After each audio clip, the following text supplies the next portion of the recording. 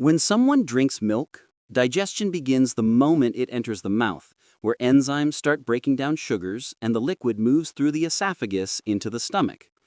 Inside the stomach, powerful acids and enzymes dissolve the proteins and fats in milk, turning it into a soft mixture called chyme.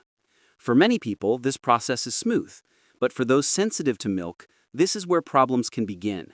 If the body lacks lactase, the enzyme needed to break down lactose, the milk can cause stomach irritation, bloating, discomfort, and gas as it ferments in the gut. For others with a true milk allergy, the immune system reacts to milk proteins as if they are harmful, triggering symptoms like inflammation, skin redness, itching, swelling, or digestive distress.